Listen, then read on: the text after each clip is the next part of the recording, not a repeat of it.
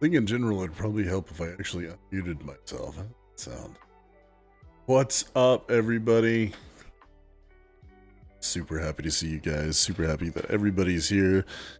We're here again with Rock Dad. Hopefully Rock Dad's doing okay. How are you, buddy? Doing good, man. How you doing, Bear? What's up, chat? Super. Happy Friday, everybody. Super excited, man. Super excited. We got It is Friday. It is wherever Friday. You are. For anybody who might be like, watch it where time zone might be already tomorrow. Could be in, like my friends in New Zealand could be watching. Yeah, that's what I'm saying. That's why I always like do the whole like wherever you are, because you never know. Tell me what tomorrow's like, please. Sunshine and rainbows. Sunshine and rainbows.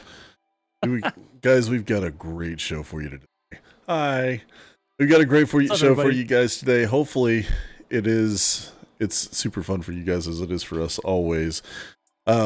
I do need to make a quick correction because last week I was completely wrong about something and I need to make a quick correction about it. Last week I incorrectly assumed that more women made more money on Twitch, and I was completely wrong. Okay. Out of the top 50 streamers on Twitch, there are 3. So I was completely wrong. I just want to throw that out there, and that way hopefully you guys don't scales are kind of uneven there when it comes to the numbers, that's for sure. That is for sure. But I need to make that small correction so that way I don't, you guys don't get mad at me for giving wrong information, because that's kind of what we're doing here. No, that's cool. Plus it's good character to correct yourself, I think. Like I think people can sometimes dig themselves into a hole by like not ever like saying, okay, yeah, you're right, I was wrong type deal, or like, oh yeah, I didn't know type deals. Like, you can't expect to know everything. And when you find out that you misspoke or whatever, and you correct yourself, I think that's awesome, man. Kudos. Yeah, you gotta make sure that I retain my integrity, because if I have no integrity, why am I doing this? It's a good character too, man. It's a good character trait, I think. I like to think so. Hopefully, I like to think I'm a nice guy. I like to think that I'm It's the same principle, like with like raising kids. It's like, hey, man, own up to your mistakes. If you teach them young, it's not supposed to stop when you get older. It's a practice that's continued, and you have to live by example to be a good example. Exactly. That's exactly how I feel about it. Anyway, hey guys, we've got some cool stories for you today. I think you guys are going to enjoy some of these. We worked hard and very deliberately for the past hour and a half curating these. Doing it last We worked so hard to get ready for this, chat. So hard. Oh my god. I feel bad about it, because honestly, I should have done this like probably Wednesday, but instead of doing it Wednesday, I had all kinds of issues throughout the week, so I'm not going to. What you have going on, man?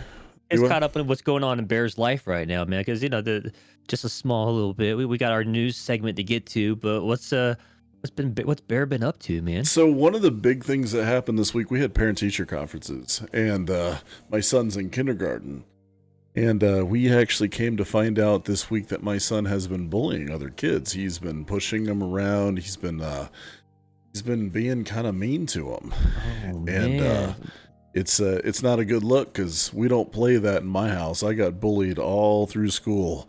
And I'm not. Can you say why? What like is he just been kind of like in a mood or something? See, we're not 100% sure why, because according to his teacher, it's not something that he normally does. It's not something that she's used to him seeing. Yeah. It's just been here recent that he started doing it, and we don't have a pattern. We don't see any reasonable reason why he should be doing this. But sometimes kids bully because they're getting bullied. Does he talk to you about being bullied? No, he doesn't. He tells us quite a bit about his friends and stuff that he's made over the course of the 9 weeks that he's been in school. But he's not really been bullied. Like, I think he got punched in the gut once by another kid. Okay. But I'm starting to think back that it might have been because he was being, kind of a butthole to that kid. So the kid probably didn't respond in an appropriate way, but he responded because he was sick. Kids are gonna be kids; they're gonna learn. Yeah, so make mistakes. I don't know. It's been kind of a up and down thing for the past week. Trying to figure, because he hasn't mentioned that he's getting bullied though. He hasn't talked about him being bullied at all. not at all. What type of bullying is he getting bullied with? Like, do you mind me asking that? Like, what kind of bullying? What kind of bullying is he doing? Oh, well, yes, that's what I meant to ask. Well, Thank you. Oh, okay. It's like he's not getting bullied anyway. No, I meant to. Yeah, thank you. So I misspoke. basically, he's been pushing other kids. He's been touching other kids. He pushed one kid in the dirt. He's apparently hitting kids. Not good stuff. Not good stuff at all. And contrary to popular belief, this is my first kid, so I'm not an expert at all on being a dad. Yeah. Well, no, you don't. Like, even when you get onto the second one, it's because of the mistakes you made with the first one that you learned what you shouldn't and should do, and then they still teach you, something new. They don't come with instruction manuals. Damn it, they should. They don't. But in regards to, he's making like kind of like, how old is he again? What's his age? He's 5. He's the youngest in his class. There's some like core memories being done right now at 5, if you think about it. Like, the whole sharing aspect, getting to like communicate with kids. It's not always easy, and so like they get frustrated with each other, and sometimes they resort to just what's natural to them. And babies swat from a young age, you know what I mean? So it's just like a natural thing. So I don't know, like, it goes both ways. Like, some kids can push a kid to a point to respond the way that he does, type deal, or maybe he's like, I've had enough of you guys being like this towards me, and he's got zero patience. It could be a thing too. I don't know. It sounds like nothing to really worry about. Just don't beat yourself up over it. That's for sure. We gotta correct it though. He's not. Like I said, we don't play that game. No. Like, definitely make the corrections. But like, all I was just saying is like, thinking that like, it's gonna get out of control. Like, not if you, like you're doing, like nipping it in the butt, talking about it, and helping provide other ways of communicating. Because maybe that's what it is. Maybe it's just like a failure to communicate at some point in time, to where they're reacting this way because they can't communicate the way they need to. And I hope that's all it is. I really do. I hope that it's just 5. Yeah, dude. I hope so too. I'm sure it is. Yeah. I'm sure it is. But if that's not the case, kids fight a lot at that age. Come to the real. He's a smart kid. Like, what is that, like first grade? That's kindergarten. He's still in kindergarten. Kindergarten, yeah. So yeah, kindergarten, first grade. There's a lot of fighting. Kids they do a lot of fighting, dude. So like, it's just like I've gone through it twice now. So I was like, and now I'm hearing you go through it. I'm sure a lot of people go through it, but it sucks still to go through it though. Yeah, it's been absolutely crazy. Just trying to figure out, what I'm supposed to do, how I'm supposed to go about changing this, and I'm getting thrown for a loop because I'm not used to having to, like, okay, well, now he's around other people, and now other kids are involved, and if your other kids are involved, then that's never a good time, because parents are involved, and other parents getting involved makes things so much worse. Parents make things worse, man. I really do think so. There's some. Well, go ahead. Here's one thing that really bothered me about the parent-teacher conferences. The teacher, she's such a sweetheart. She's one of the sweetest people I've ever met in my life. She was so scared about telling us about this. She was scared because she was afraid that we were going to blame her, or that we were going to make it, about her or her fault somehow. And I had to literally stop her, and I was like, look, hang on a second, okay? You have to understand, you're not going to offend us. It is not your fault that our kid is being an asshole. But you got to think too, from the teacher's point of view, like they have to like get so like concerned around this subject because of all of the experiences from like, other parents with either that teacher or other teachers sharing their experience, what they've seen. Parents get out of hand, and teachers, they're only like equipped to handle so much, and so they have to like, you want to talk about like tactful, they got to be super tactful with every parent, because every person is different when they're going to respond to that kind of stuff. And it wasn't necessarily like being tactful. She was fearful. Like, I get being tactful, I get being gentle, but at the same time, you shouldn't have to be afraid of your kid's family. No, you shouldn't. No, that's true. You should be comfortable, because it's family of the kid that you're teaching, just like a parent should feel like their kid is going into a safe environment. Exactly. Same thing, right? Goes both directions. So it should be a comfortable relationship between teacher and parent. It should be like a real comfortable relationship, because they're molding your child. Exactly. It should be, you should, as a parent, understand that these people are still people, and these people are authority figures in your kid's life. And if you don't understand that and you don't respect that, your kid's not going to respect that either. Because they're going to see you being an asshole to these kids, or I'm sorry, to these teachers, and they're not going to respect these teachers one bit. And that's just wrong. That's wrong in so many different ways. Yeah.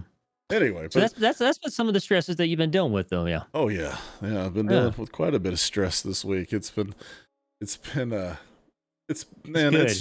hell of a week. I'm glad to hear you're stressing. That makes you a good dad, dude. If you're stressing about your kid, it means you care about your kid. I like that. That's good. You should always be stressing. I'm stressing right now. Don't say that. I'm just kidding. I'm stressing in a good way. In a good way. Suddenly, I just start like stresses. When I have a stress attack and just freeze. Oh, yeah. I'm gonna need your direct line number to your wife so I could be like, check on Bear. Make sure he's not, dead. He is seized up on camera. Please fix this. It's like I have an ADHD lock where I'm just staring at the camera. Anyway. All right, so that's some of my stress. What have you been dealing with this week? How you doing? Oh, well, from the last time we talked, last week I told you guys I was going to Vegas, right? So I went to Vegas, yo. I had a great time in Vegas, man. I won some money. I got to see the NFL game with the Raiders. I got to catch a show. That was freaking awesome. Like, what was it called? It was called the Tournament of Kings, and it was held at what the hell is Camelot's Castle? What the hell is that called? I just forgot. Excalibur. There we go. It's called the Excalibur, the casino. Dude, it was so cool, dude. I couldn't think of it. Sorry. Yeah, it's cool. So, what have I been dealing with? I haven't really been dealing with much, man. Just a bunch of a roller coaster of just celebrating my birthday, turning 37 last Thursday, as we know, and then going to Vegas to celebrate it with my family and seeing an NFL game and touring Vegas, and I had an all in all real good time. I even won some money gambling, and I don't really gamble, and the way I wanted to do, which I'm so glad it worked out the way I wanted to. It was super lucky because I don't know how to count cards.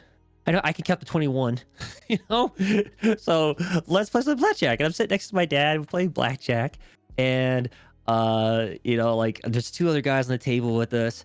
And I started off with $50. My dad's $50. We walked around the casino. We were looking for cheaper tables. We were looking for $5, $10 buy-ins. Couldn't find any. $15 minimum buy-in. I was like, dang, times have changed since the last time I was in Vegas. So $50 between the two of us, and then I'm winning. And I made what I started with. I'm like, all right, cool. Setting that off to the side. My $50 I started with is back in my pocket, basically. And I just played on the house, dude. And we played for a while. I won pretty good. And then my dad, he was done. And as soon as he quit, I started losing a lot. So I'm like, I'm done. Time to call it a night. And I still walked away with winning money. But it was a good time, dude. And then coming back and trying to get caught with Inktober, that was hard to do on the road. I only was able to do 2 projects. I had to do 3 in one day. That was interesting. Wow.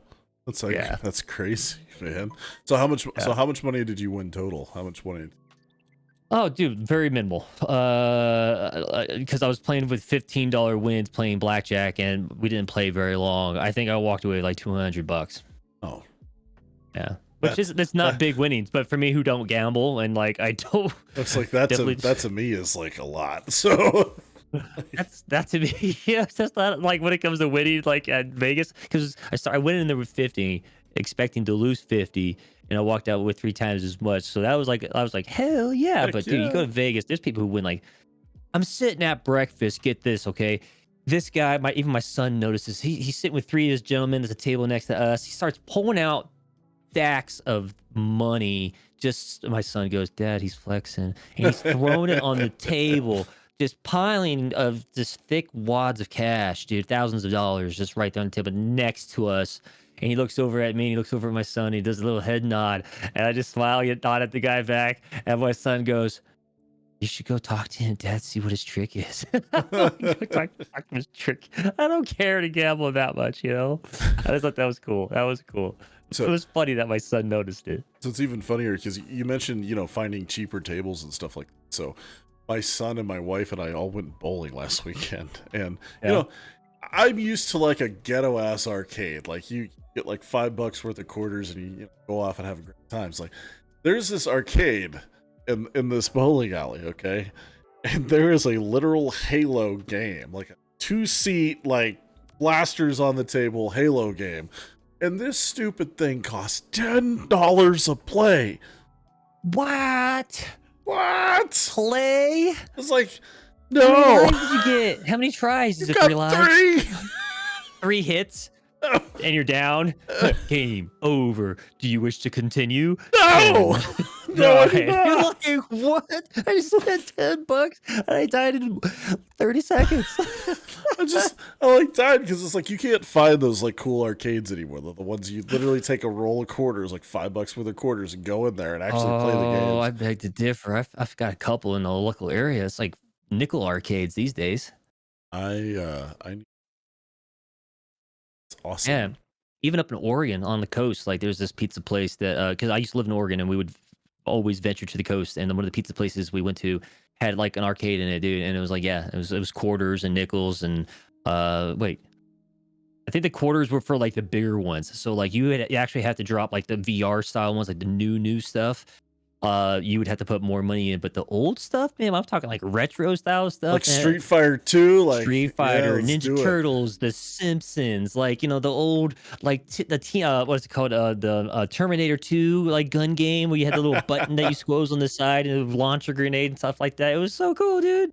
We used to have a and place. I was there for, yeah. I'm sorry. We used to have a place around here that was like that. They had like this. It was like it was a drive-in, like a literal like old school like 70s drive-in. And they had a jukebox in it.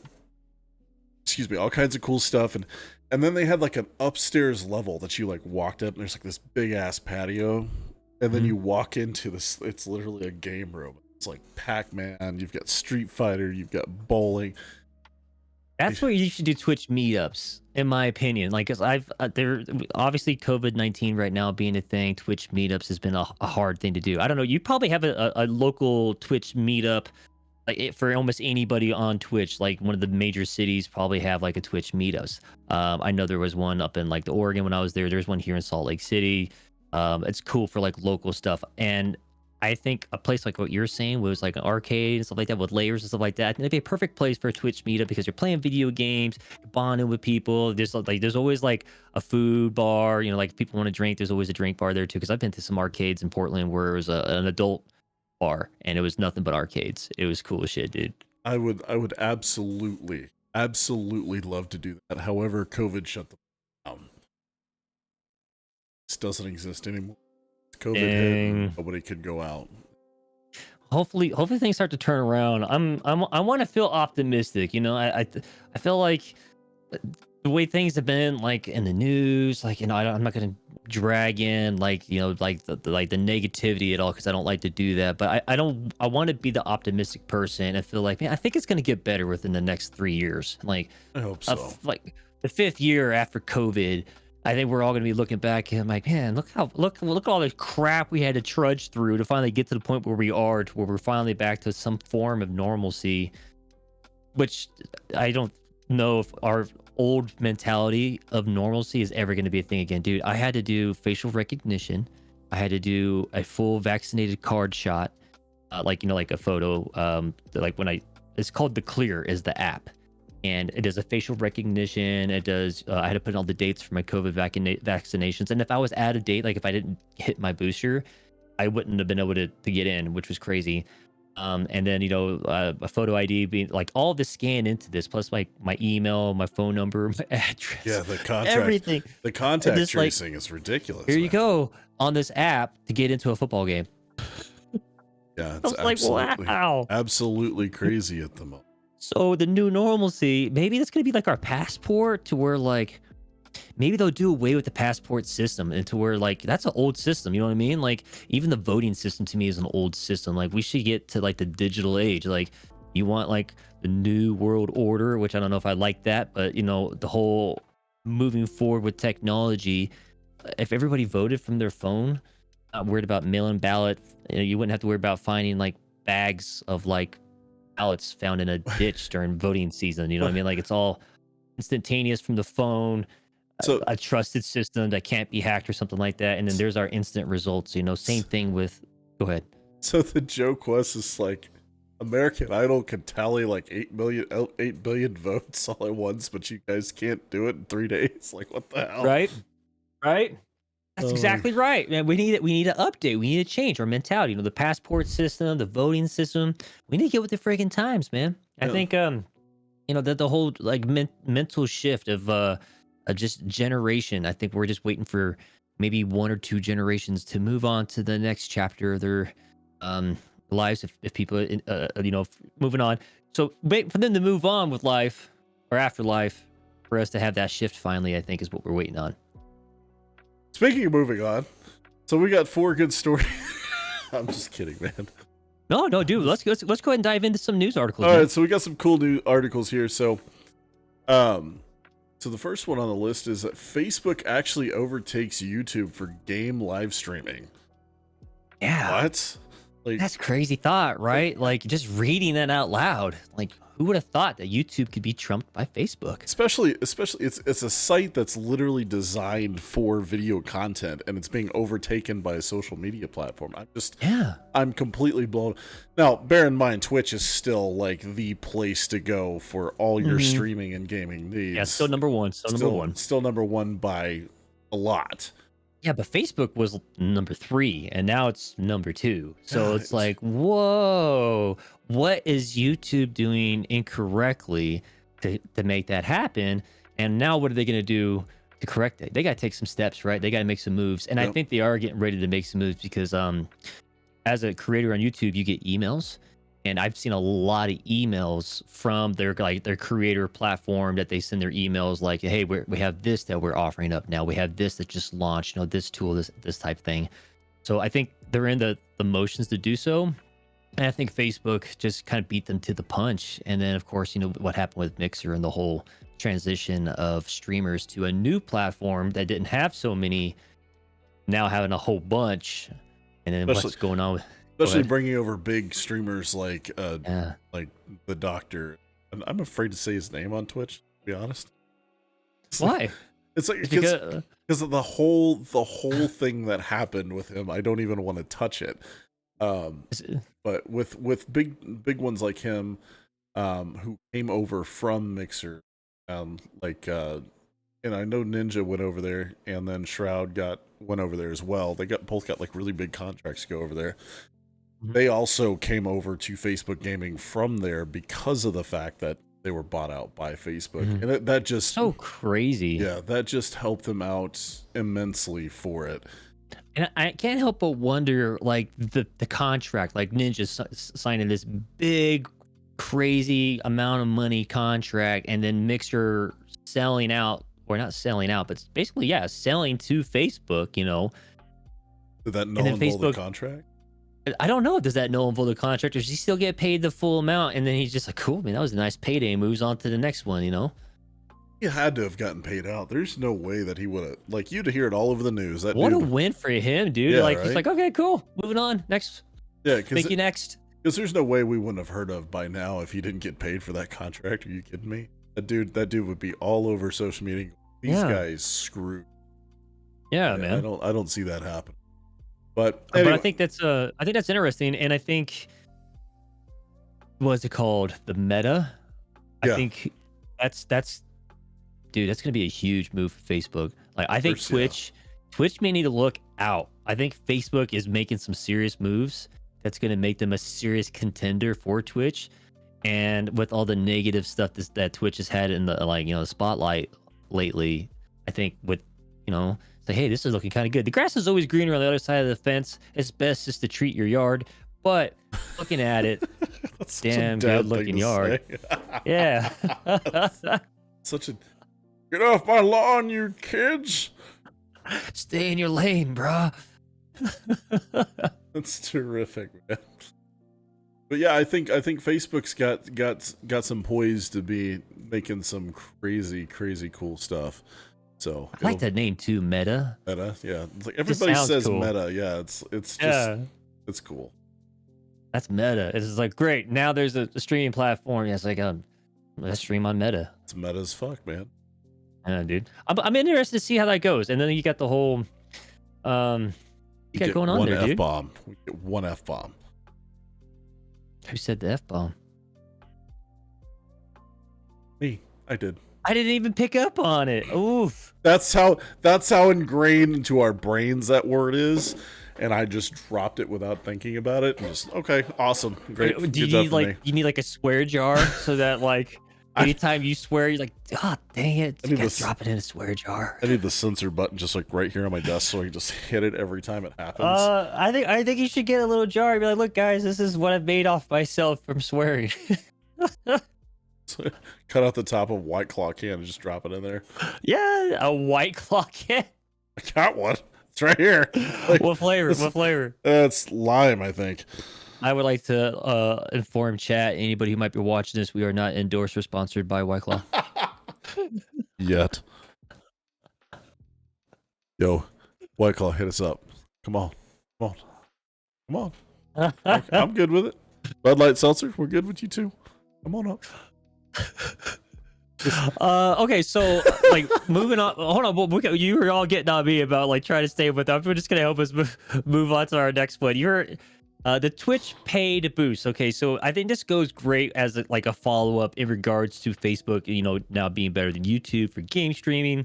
Some of the stuff that Twitch has been doing right, some of the stuff has been doing wrong. It's been a roller coaster ride for Twitch.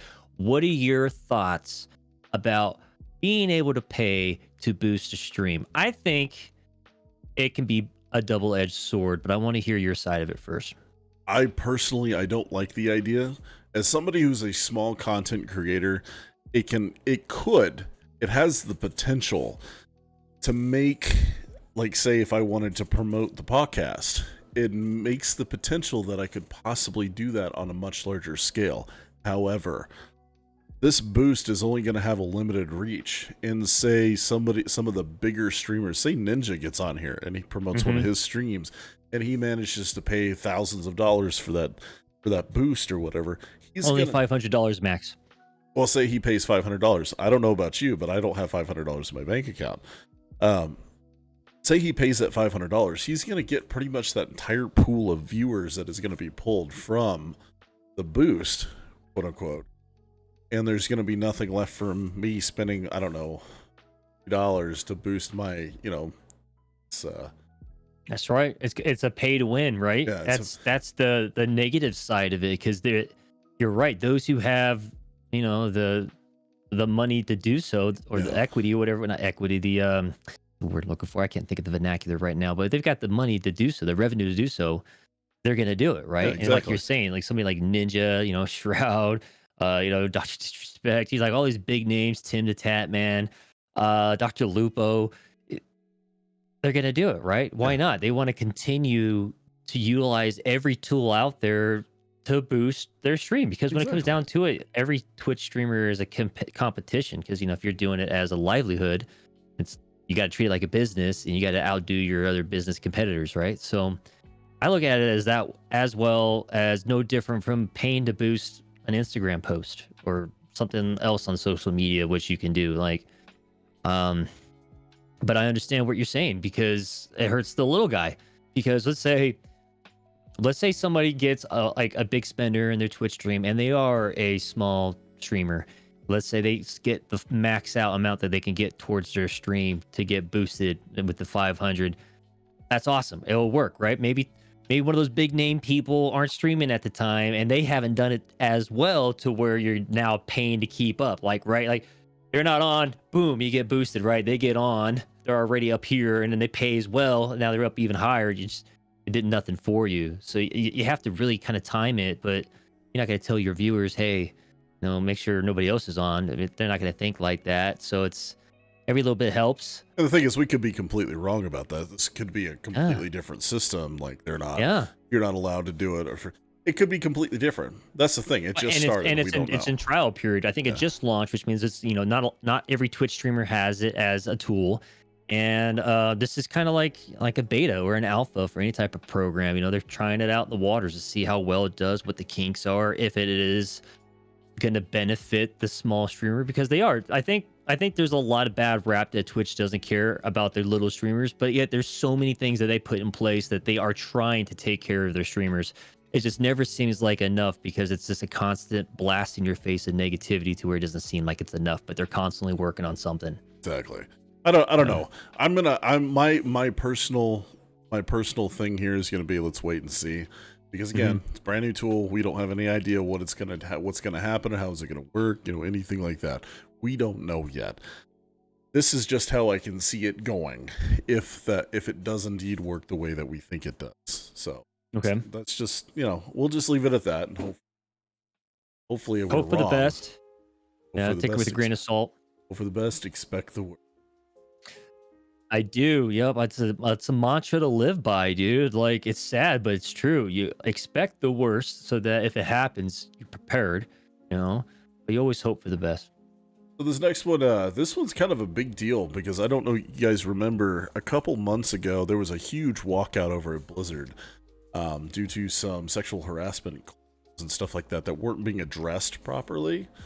So Activision has actually ended their forced arbitration and made their CEO, Bobby Kotick, make a huge pay cut in order to do this.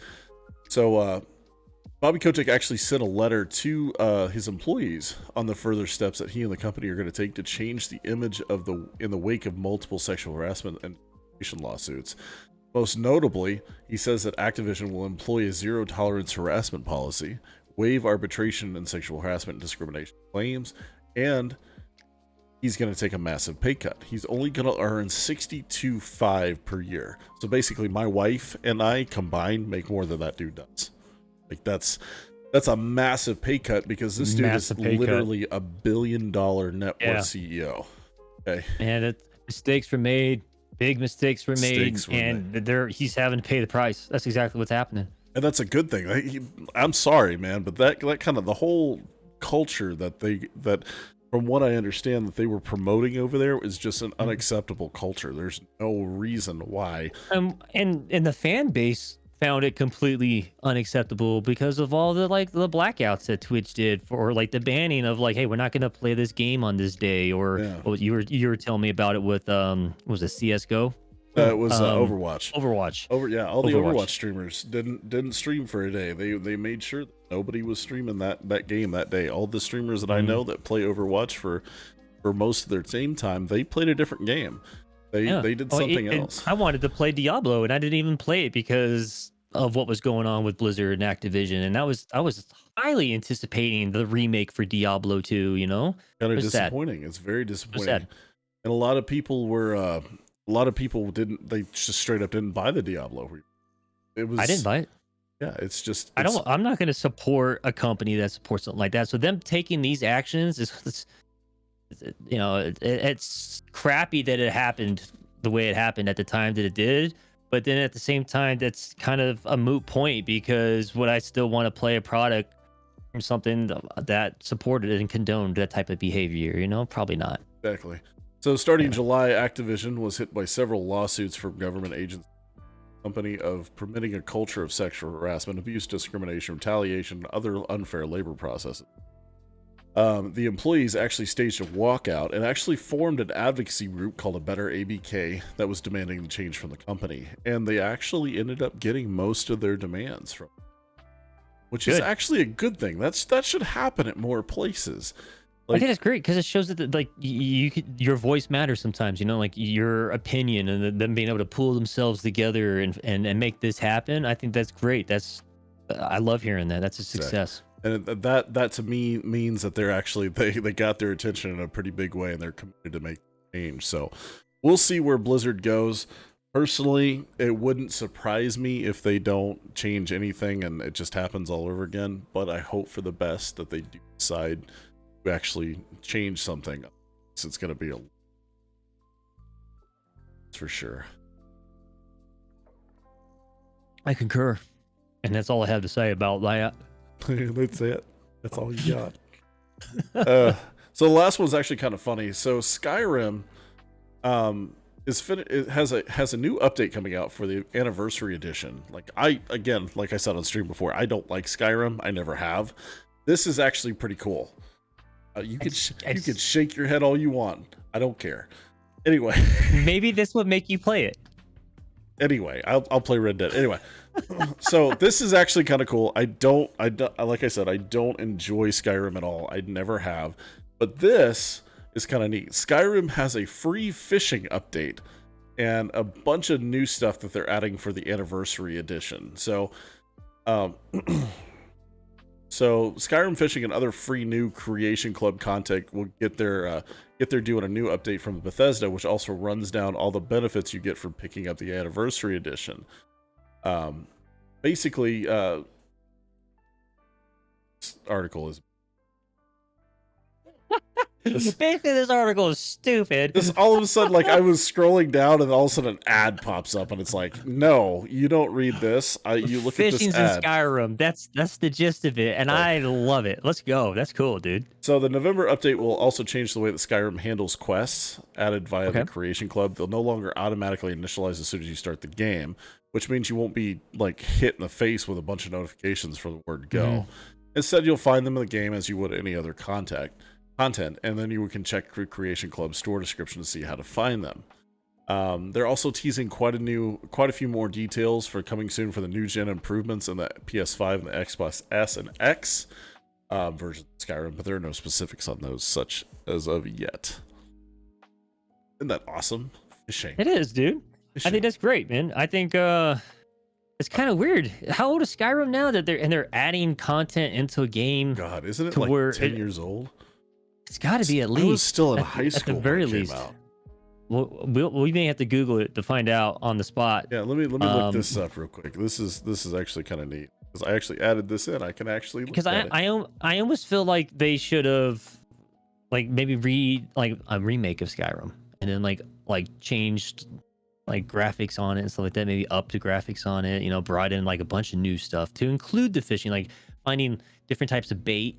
You know, maybe even adding harvesting. Like, you want to talk about adding stuff and changing a game up, make it open world. You know, oh wait, this is New World I'm talking about. Sorry. It already exists. Oh no, you had to drop. Skyrim's old, New World is new.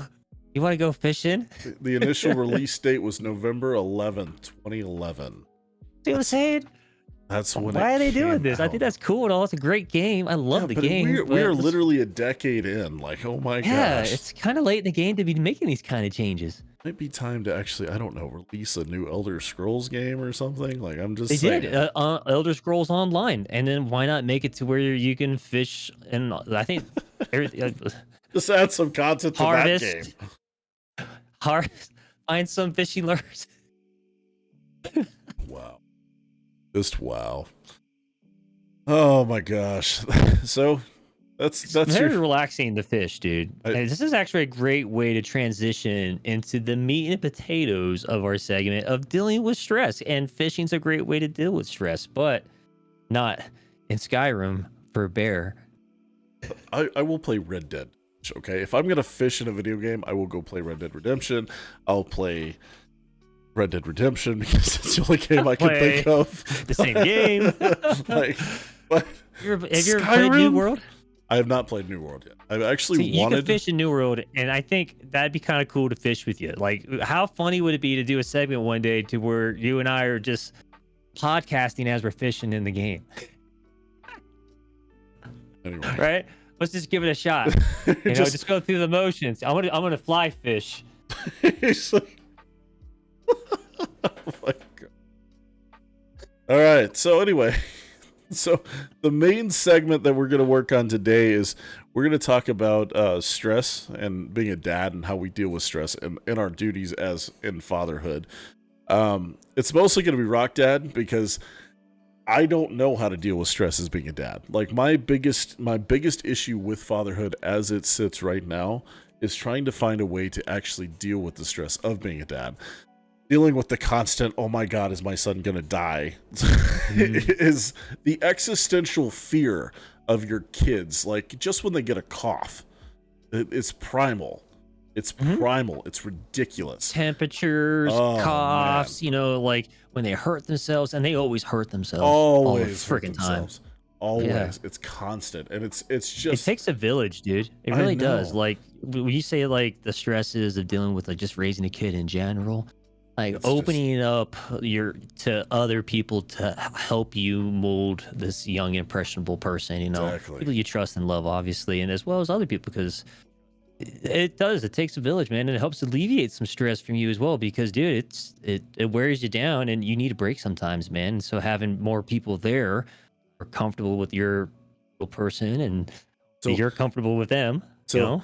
the irony of the village argument is because this is going to sound horrible, and I know my wife is watching this, so I'm going to get hell for this later, but it's whenever the other people, basically everybody, annoys the hell out of your wife, is whenever it becomes kind of a problem. And it's like my mom, bless her heart, is the most irritating damn person you'll ever meet in life when it comes to kids, because you'll tell her, stop, we've got this. Like, when Hmm. we're here, we are boss. You don't need to discipline our kids while we're here. We'll take care of this. Hmm. And she'll do it anyway. And my Oh, that's wife, the grandma card right there. I know, but it's my wife later on. She will just come. She's like, "Your mom has no business." Yeah, and that causes more. What she doesn't understand is it causes a lot more stress. It It causes does. more stress on you because now you're stuck between your wife and your mom, and both of them are Hmm. right, but neither of them are. Hmm. And Get it's like, comfortable in that rut, dude. You're gonna be there for the rest of your I life, don't man. want to be. That that comes a part of being married with children, man. And it is seriously, it's one of the most frustrating things. Take for instance, the other day, my wife did something. I don't even remember what it is because it was just my wife did something completely wrong. I think she forgot to text my mom to Okay. not come out, because my mom on Mondays watches the kids out here, and in this case, we had all been sick, so none of us are going, right. Mhm. And she'd forgotten to text my mom, and my mom showed up thinking everything was ready, and then my mom got a little frustrated. Understandably, she drove 20 minutes out to come watch the kids, and my wife had forgotten to text her. And the unfortunate thing happened, and my mom was understandably upset and muttered under her breath, like she does, and walks out of the house. And I shit you not, so mad. Like, your mom doesn't have to blah blah blah. And I am half asleep on the edge of the bed. I have to do this now. Dude, man, what she's dealing with in that moment, I just you got to deal with it with her, dude. I know, Because and she's it's venting to you, so but that's tough. but I what get I'm it. what I'm saying is the culmination of all this is not to shit on my Mhm. wife by any means, but the culmination of No, all I get it. this is It's dealing with the stress. it's All these adding the stresses. stress. How do you deal with it? And the thing is I don't. I don't. What do I you mean you don't. do? What do you do? What do you like? I Oh, you don't have do. any? I have panic attacks. That's what I do. Oh my gosh, man, that's That's not not even. healthy. I know it's not, but I have no. Can you talk to anybody? Do you talk to your wife Well, about like that? I mean, we're not gonna turn this into like a therapy session type stuff, but there's got to be actions that you can take to deal with stress. You got to have an outlet. Everybody's got to have an outlet. see, ordinarily, what I'll do is I'll go work, do Hmm. something. I'll mow the lawn. You know, in the fall, you kind of can't mow your lawn, so it Hmm. just doesn't grow. So shit, I can't. Like, normal Hmm. people would be like, okay, I'm gonna go talk to my dad about this. See what his ideas. My dad's been dead for 3 years. My dad was gone before my son's 6-month birthday. Like, my son was 6 months old when my grandpa died. I have Yeah. nobody to talk to about any of this. It's one of those things. It's like, yeah, I've got friends. They don't understand. Every kid's different. They might. Well, They might understand. I mean, if they're married with children, they might, and just talking about it, because sometimes you just need to say it out loud before you're able to process it and actually deal with it, right. because sometimes you don't have a way to get rid of it, like you're just saying, like, and the only thing you don't, maybe you don't have like video games as an outlet with your guys. Like a lot of guys play video games with their friends just because it's a way for them to check out and not have to think about shit that's going on in their life. Sorry, I was doing so good. You were doing uh awesome. And then I was doing so good. it's like, I don't feel as bad because I'm not the only one.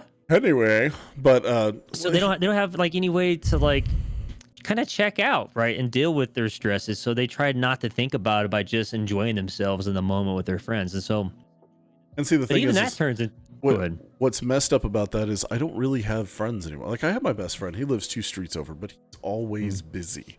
This dude, you think I'm busy. This dude is always doing something or sleeping. There's no in between.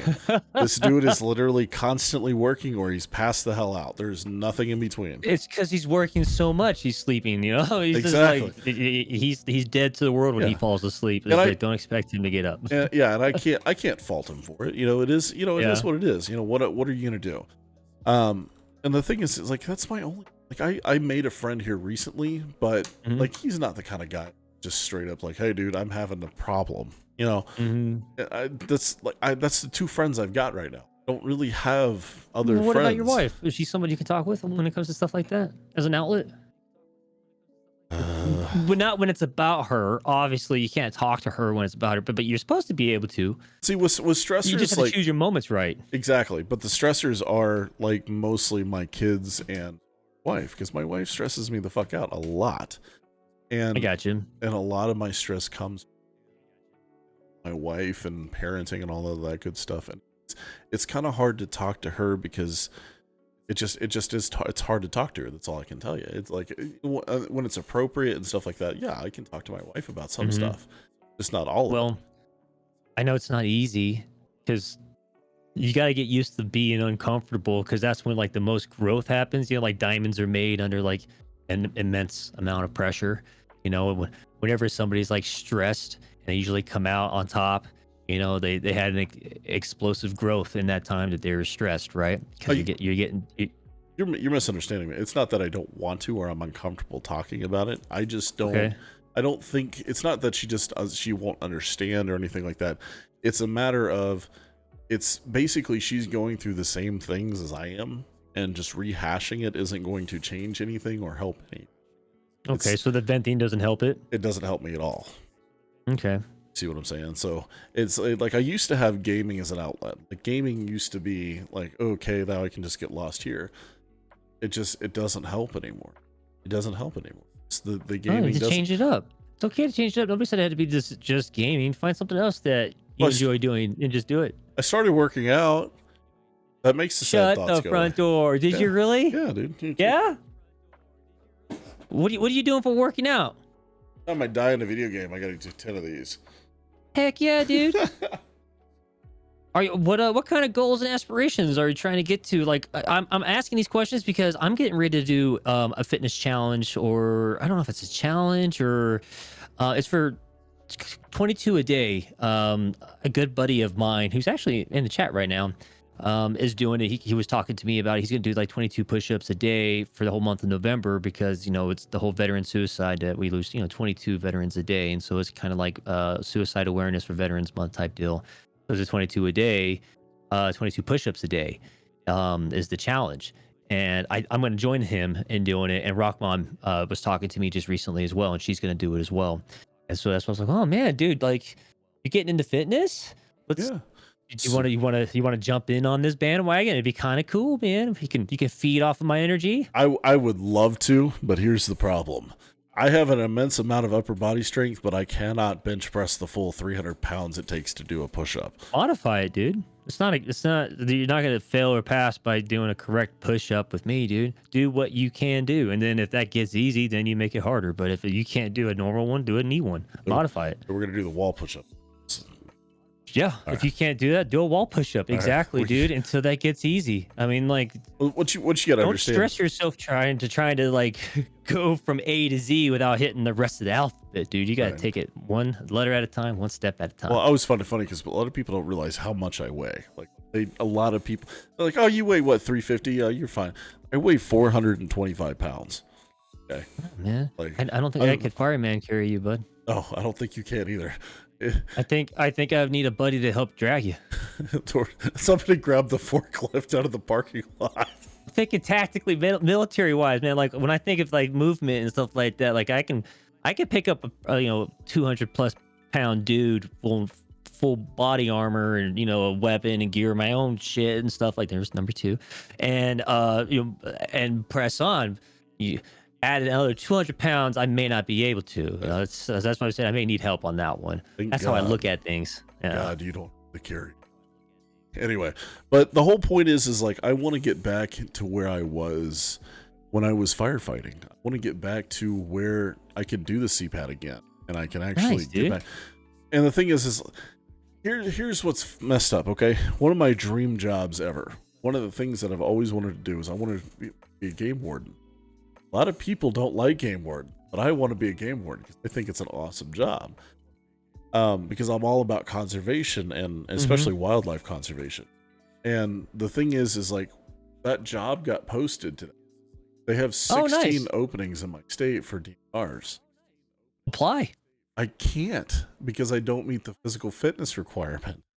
They have to. Well, you have to goals, meet man. I know, but the thing is by the time I get unfat, that job's not going to be around anymore, which sucks. But it's something that may not be the case. You don't know. We're not, fortune tellers or whatever. What if another one opens up around that time? Like I said, it's still something that I can work toward. The thing is it's getting more and more apparent that it's affecting my health. Like whenever I'm carrying like a feed bag, something as dumb as carrying a 50-pound feed bag. I've done it my whole life. Whatever. I was like 12 years old, 50-pound feed bag on my shoulder. Like we corn fed around here. Like that's just how it works. And nowadays, like just carrying it from the truck to the bar. God dang. This is like ridiculous. Why am I out of breath? Just going to the damn refrigerator from the living room is getting tough. No, you gotta make some changes, man. But I'm glad to hear that you're implementing them, dude. Yeah, we're gonna give it a shot and see what happens. Sounds great, dude. But anyway, yeah, it's the biggest issue though with losing weight is you cannot have a bunch of stress. No, well, the cortisol, man. Yeah, the cortisol. The last time I did a urinalysis, okay, my cortisol levels were so high they thought I had cancer of the adrenal glands. This is not even a joke. I legitimately I had to go take a CT scan of my kidneys because they thought I had kidney cancer, I think it was called pheochromocytosis. They thought I had that because my cortisol levels were so fucking high. Yep. Anyway, dang, man, my cortisol levels were so high that they were like, dude, we got to check you for this cancer because there's no reason why you should have that high of a adrenal crap. But that's how this tells you about my stress. Like it's medically significant how high my stress is. Like this is a huge deal. Wow. So yeah, and you need, since games ain't doing it for you, and you're having just getting into like working out to help out with stress, and then there's a lot of ways to help relieve stress and alleviate stress, and we don't have to go into personal experiences. We don't have to go into details or anything like that, but sex is another way, but we don't need to go into the conversation about that. And then finding it is a great way for stress relief. But like I said, it's a conversation that we don't have to have because we both didn't prepare for points to go along with that. We're not going to use personal stories. So come on, Rock Dad. Being uncomfortable is how you grow. Yeah, get comfortable being uncomfortable, Rock Dad. Let's talk about it. No. Oh my God. You need to be able to find something that you enjoy, that even though like you're stressed, that you can go and you can still enjoy yourself. Because like I have art, and when I'm doing art, sometimes like I'm in my thoughts, right? I'm processing things. I'm thinking about things that I did that day, or something that happened that day, something that I got coming up, or something. And I'm able to process things because I'm giving myself time. I'm not distracted by somebody telling me what to think or look at. I'm choosing what to think and look at because I'm in that moment. You got to find a way to kind of ground yourself or kind of center yourself or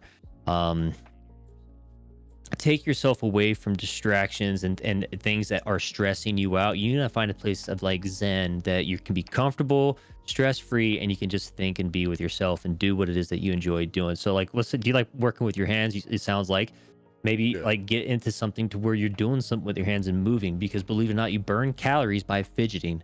A lot of people don't realize that. Like, when I was doing my degree in sports medicine and exercise science, specializing in exercise science, we actually learned that fidgeting was a way for like young athletes to help burn extra calories. They would actually give them stuff to fidget with during school. So not only did it help with their focus with stuff at hand, but they were constantly moving and doing stuff, tapping and moving because that they're burning calories, all those little motions. And so um it helps. That's another proven fact to help. Interesting. Yeah. You need to find something, dude. What kind of like for me, like I said, I had art and I've got fitness and I go on walks with my dog lady all the freaking time.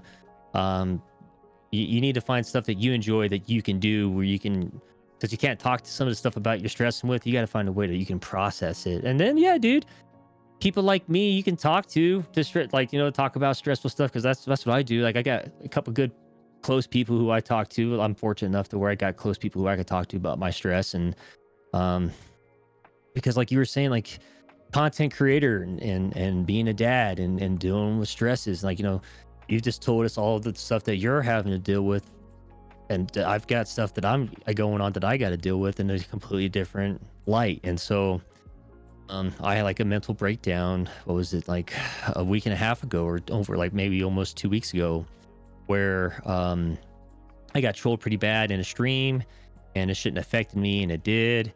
And then like I internalized it really bad, and like it triggered some bad memories and like my dark passenger is what I call it, because I suffer with like PTSD and depression. And I called that like my dark passenger. And so it kind of like triggered my dark passenger. And I had like a huge like meltdown, and I did it right in front of like Rock Mom in the car. And it was like the weirdest thing for her, because it was kind of a scene. Like I was a scene, and I'm not proud of it, but it was because I had been triggered, but I was at the same time, I like downloaded all these stresses that I had been internalizing and bottling and not really sharing with her, because she's busy. She's content creating. She's got her own world, and I wasn't really sharing my problems like I should have been. And yeah, I had like a blow up. And so luckily it wasn't something that affected me physically, like my health physically, but stress can affect your health physically. It can By a cause lot. issues. And so, I'm living proof of that. Like randomly throughout the day, I'll just find myself. Here's one of the just prime example. I'll be driving. La-di-da-di-da. Just intrusive thought. Could be anything. You know how I don't know if you know anything. Intrusive thoughts are just random thoughts that come in your head. They could be violent. They could be, yeah. They can be whatever. They just come in your head. They're passing thoughts. And most people are able just to process them and leave. Not people who have stress issues, because the second they come into your face, they come into my head. I like, okay, thought, process it. Nope. Body, instant panic attack. Can't control it. Doesn't do anything about it. Can't control it whatsoever. Just happens. And so has this happened to you while you were driving, you said? Constantly. Happens to me Constantly. all the time. Oh my gosh. Yeah. And that's not good, because No, it's not. you need to be focused. You need to be paying attention. You don't need to be distracted, like, because you kind of go into autopilot sometimes when you're like often thought, or you're entertaining a thought that maybe you shouldn't be. All of a sudden you just drove through 3 lights and you weren't sure if they were green or red, because you were just going. You're like, oh my gosh, how did I get home? I'm already home. Oh my gosh. I know I've rode through how many lights? I hope I hit green, and or I stopped at red. Like you don't even remember the drive. Yeah, and it'll just cloud 'Cause over. you just cloud it over, and that's not good. So I've actually had experience where I had to talk with a therapist, because I was having like these shutdowns to where I was just seizing up and panicking and having like anxiety attacks and things of that nature. And at the time, I was really avid in rock climbing, but that's not the therapy that I used to help cope with this. Instead, it was thinking about it. It was thinking about something I enjoyed and centering myself in the moment and breathing. And obviously, when you're driving, you should pull over if you're having a panic attack. I mean, it's just a smart thing to do. Safety first, right? And so if you're experiencing a severe one and you need to like just take a moment, you take a moment. I mean, the drive's going to happen regardless if you take a moment or not. And you're going to get home safer if you just take a moment to pull over and think about something you enjoy. So I'm going to use my experience, and maybe we can kind of help make a connection for you to maybe utilize in the future. But like, I'm sitting in the office talking to this psych doctor, and he's like, where's some place that you really enjoyed climbing? And I was like, oh man, well, it was the first time I red pointed this climb at the Black Cliffs in Boise, Idaho. I was with my two buds that in the military at the time, and they were teaching me how to rock climb. And he's like, "What's a red point?" And I'm like, "Okay, cool." So I started telling him about what a red point is, and like, it's where you first time you come to a climb and you climb it without climbing it before. And I was able to go all the way up to the chains because it was a bolt climb, bolt to bolt. It's called sport climbing, where it's already like in the rock face, and we just have these quick draws, which are carabiners that just hook on real quick. And I climbed it. I was the first one to tackle it. It was like a 5-10, which is like a difficulty scale with pitches like 1 through 5, and then like 1 through I think 12 being like the hardest. And it was a 5-10, and I made it all the way to the chains and set up the top rope, and I rappelled down, and they were able to climb it. But that climb, that experience, it cemented with me. And there was I climbed that spot so many times because I was able to do it, and I enjoyed the climb, and I enjoyed the memory. And he's like, okay, so that climb, he's like, I want you to think about everything you're doing in that climb. He's like, I want you to think about chalking up. He's like, I want you to, the whole process of putting on the shoes, putting on the harness, tying your knot, going through the commands, chalking up, and then all your hand grabs. He's like, because there's a route that you like, right? And I'm like, yeah, it's the chalked up route that I've created, basically. And he says, like, think about that route. Think about how the rock feels in your hand. And so he's telling me to do all these things. And I'm not going to go through the whole climb with you. He's like, but he's telling me to do all these things is because I'm distracting my thoughts. And that's what's happening. You're allowing thoughts to come in and cloud you and overtake your mind. And you're losing the control of your mind, essentially. So you need to like take control back by distracting it with something that you can control, which is usually a good thought. Like things that you enjoy thinking about is something you've had a good time with or something that you enjoy doing. And so if you can think about that and distract your thoughts, it might help process you through those anxiety or stressful moments is the connection that I'm trying to make with you at this moment. I'm trying to think of what a good time. Here's so the best times of my life. Okay, I haven't had I don't have any distinct memories like that. I don't have any like distinct times that I was just instantly just amazingly happy. I have times of adrenaline. I have times where just one of my favorite stories ever from the fire service was running into a burning house and saving a box of puppies. Okay, favorite thing ever. Stressful. Exactly. That's the problem. My favorite memory ever, the best thing that I've ever done, is a stress moment. Oh, so it sounds like you might be like an adrenaline junkie, maybe, and you don't even know it. Yeah, and the problem is I'm fat, so I can't really do adrenaline things. And then we start working on your fitness, so you can start doing those things you want to do, man. Like, dude, I absolutely see. I went skydiving. I've been on a slingshot. Like, I've done. It's a slingshot. Slingshot. Okay, so have you ever been to Florida? They're everywhere in Florida. Yeah. So in Florida, there's these little machines. They're these giant, just massive, like towers, and they're attached to like an elastic band to a little pod. And you sit. Oh, it's the ball that shoots up in the air and goes up and down. Yeah, okay. Launches your ass into the air. Yeah, I've been on those. That was intense and awesome, and I loved it. I did it like 5 times until I freaking ralphed everywhere, and then they kicked me off. That's awesome. I love that. I love roller coasters. I've never actually been on a roller coaster, but I think they'd be awesome. Like I love doing stuff like that, but I haven't been able to in so long. And sounds like you need to make some bear time. I thought that working out would be an outlet, but I don't. The trying to balance, like I'm already a streamer, I full time trying to balance that with going to the gym. I gotta take like I'm up at 7:00 every morning, at 6:50 every morning. Let's be honest, 6:50 every. And the first thing I do is I get up, I get ready, I take the kids to school. Come back, go to work. From 7 to 8, I'm getting the kids to daycare and to school. Then from there, I go to work. 8 a.m. to 4 p.m. I'm at work. From 4 p.m. to 6, typically I'm doing chores and doing farm work. Okay. From 6 to 8, it's family time, spending time with kids, dinner, all that good stuff. And then from 8 to whatever, it's my quiet time. I'm trying to unwind from the day and relax. I never do, but I try. And then I go to bed. And it's all over Groundhog Day. And then it's all over. It's all over again. And the thing is like trying to. For me, I need major work. I can't just get away with, I'm going to go to the gym for 30 minutes and get it. More than that, I can't get away with that. So I don't know, man, because I feel like if you're like maybe you might be getting like caught up in the mentality to where like you're trying to like lose big numbers really quick and consistently. I mean, like, I know better than you that. You want smaller numbers consistently. It's the long game when it comes to like weight loss, and it's not easy. It's a battle, dude. And working out is such a small portion. That's like 20% of it. The rest of it is diet. Is the lifestyle, is diet. I don't even want to say diet. Because diets are temporary.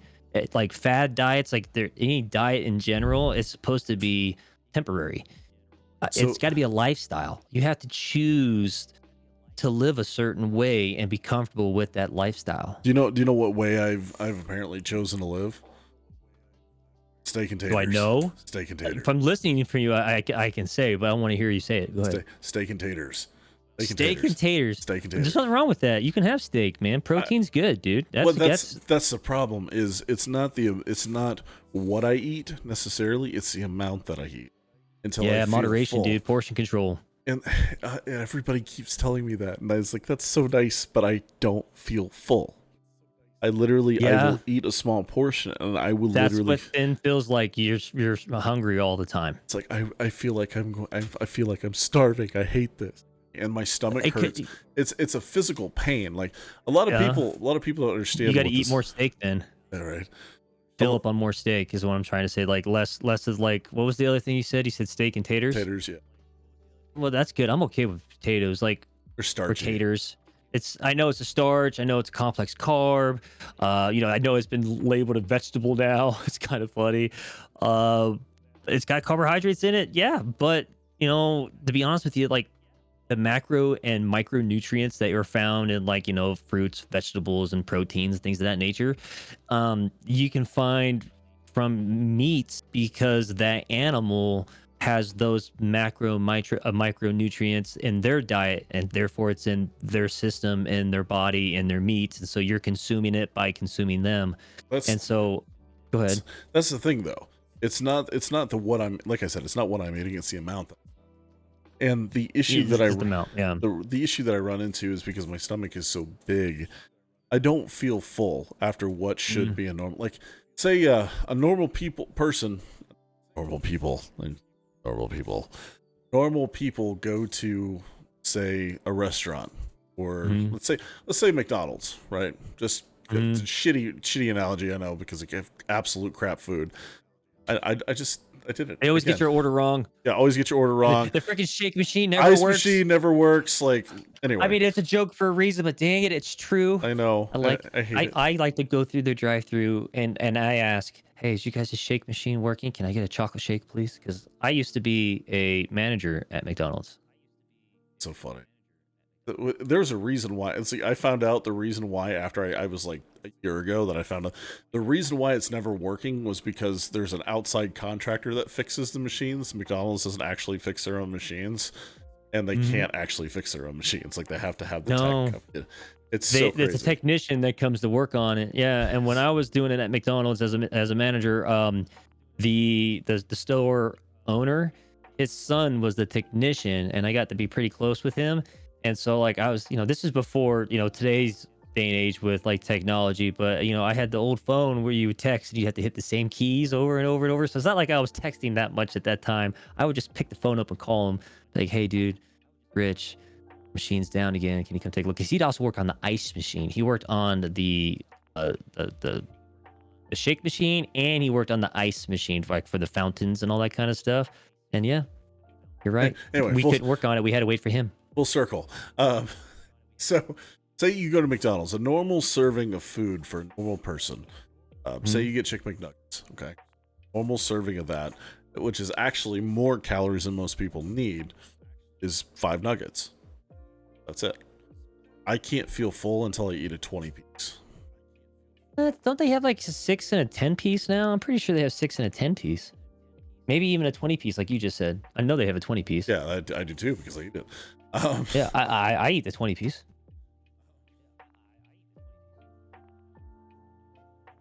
So I don't see anything wrong with that. You don't see. So that's okay. Okay, so the But portion I'm size. not eating it every day. That's the thing. It's like that same portion size. Take for instance, at home, I still eat that because I'm hungry. Like I was always taught to eat full, not to eat. See, my parents didn't do the eat until you're full. That's what you're supposed to do. Full, but you also be like, you got to be watching what you're eating too, because there's some things that you can eat and eat and eat and eat and eat, and you're not going to feel full because you're not giving your body what your body's craving. You're giving it junk. That plus, I eat too quickly. I eat too fast. I inhale my food, so my body doesn't have the time to process the response from my stomach going, hey. Chill. And a lot of time, people, like, when they're thinking they're hungry or like snacky, they're actually thirsty.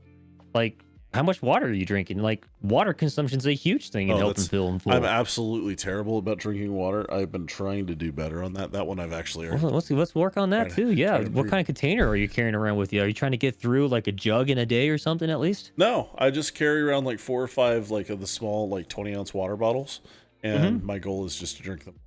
Okay. 4 or 5 20-ounce water bottles. Yeah. That's it? That's it. Oh. Not enough, Bear. What am I supposed to be drinking? Well, it's all based on your weight. I would have to do the numbers, but I don't do that from what you said, how much you weigh, because I drink. That's not even enough for me, dude. How much water I'm supposed to have in a day? Well, you learn something every day. Yeah, you need a lot. Your body requires a good amount of water because it's fluxing out toxins and it's utilizing it in like bloodstream. Like, water gets absorbed in so many places and lubricates joints and muscles. It's helping with like chemical reaction processes. I mean, there's just so much that's happening with it. Like, you need to give it to your body, dude. Craving it. That's what it sounds like. That'll help with the hungers too, but you're still going to be hungry. It sounds like that I need a lot more water. Yeah. And then if you get to like ice cold water is the best to stave off hunger sometimes, dude. Like, because you can have snacks. I'm saying don't snack. I like snacking on food, but you just got to reach for the right kind of snacks, you know? So like my type of snacks that I'm reaching for, like I have this like trail mix that I like reaching for. I have like pistachios. I have reaching for jerky. I reach for, there's some yogurts I reach for. I when I eat candy, I actually eat candy every day. And I look forward to it every day because they're gummy bears and they're my post-recovery candy that I eat after I work out because they're made with dextrose and the chemical breaks down faster and it actually absorbs into your bloodstream to help out with the muscle recovery process. So there's a whole protein synthesis behind it. But anyway, that's my candy that I eat every day. And I'm like, yes, gummy bears. I get to eat like 26 of them every day. So long as I work out, that is. They're my post-recovery. I didn't know any of that. So all right, well cool. I went to school for that kind of stuff, so that the whole name fitness and gaming for me, and then like it's been my life. So like when I see you make it a lifestyle, I'm not saying that your goal should be doing it like how I do it. That's just where I am in it, and that's how I do it. Everybody's got their own way of doing it, but yeah, you got to watch what you're putting in when you're reaching for it because timing is everything. Like, you don't need to be doing it before going to bed because then it's sitting and slowly digesting, and it's not doing what you want it to do. More water, and then still working out, dude. That's the big thing. You have the calorie consumption needs to be less calories consumed and more calories burned in order to help promote the weight loss as well. So it's a lot to it. Tying this all back into how to relieve stress. That's just one way. So basically, at the end of the day, what I know that I need to do is I need to get this off of me. I need to get this off of me so that way I can actually do the things that I enjoy doing in order to relieve the stress. Yeah. You have to find somebody to talk to about it. being able to talk about it in general, finding something that you enjoy.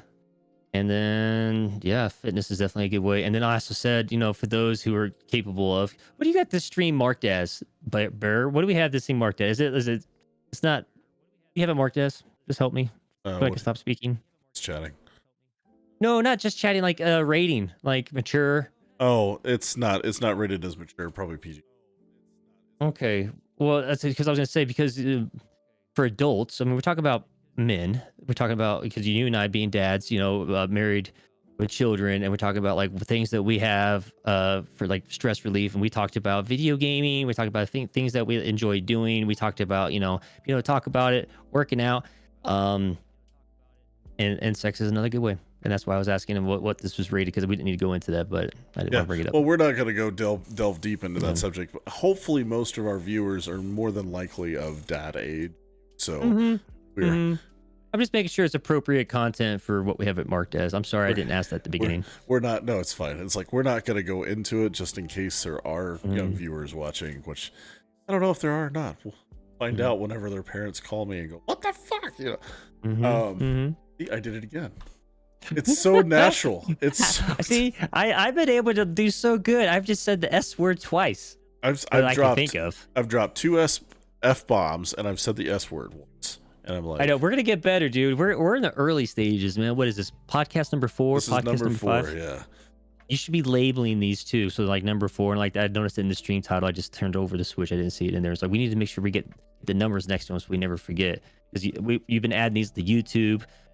Last 3 still had the countdown. Yeah, come on, I fixed it this time. I actually didn't start because you can't. It saves it in an MKV file, and you can't actually edit that in a Premiere, which is like Premiere, like the one thing that pros use to edit videos, and you can't use an MKV file. What? Anyway, so this time I just waited until 30 seconds and actually just started the recording. That way I don't have to worry about it. It just happens. So anyway, hopefully the countdown's not in there and people don't wait 10 minutes to watch the Dad Yum podcast. They just scroll past it. It's like, why is this in here? Scroll.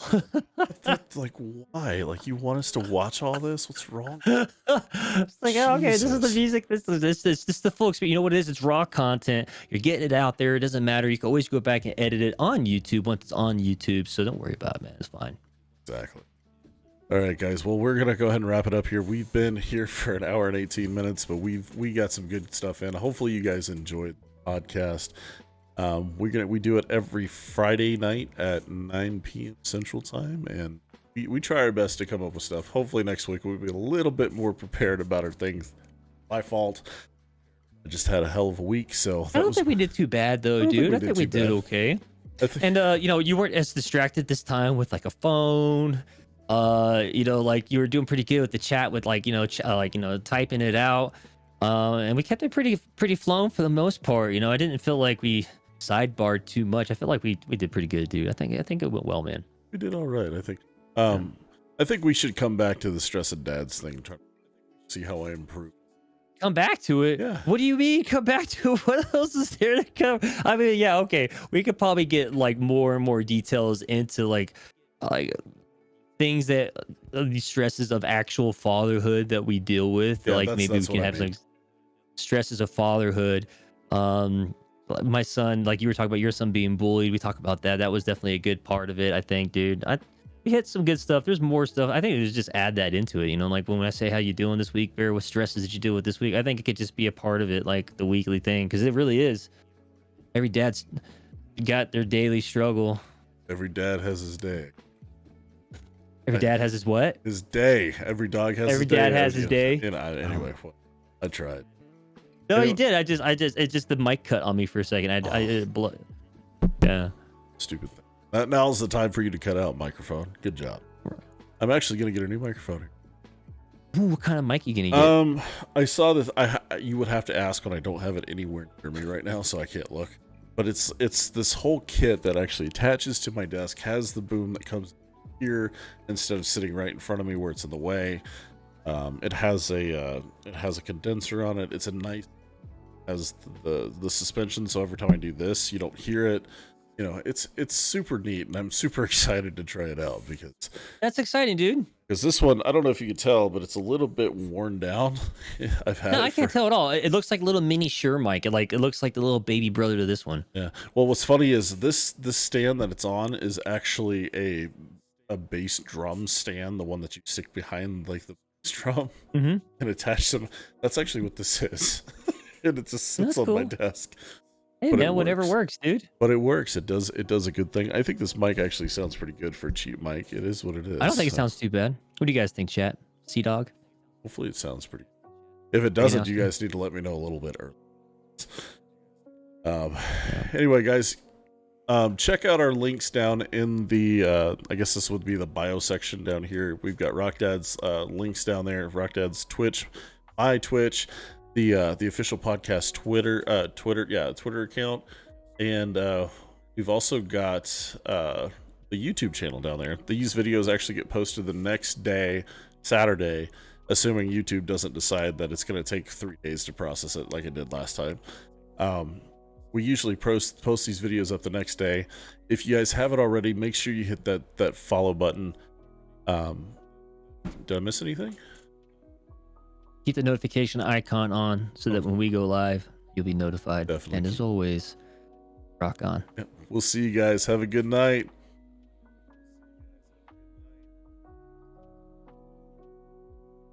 GG's, Bear.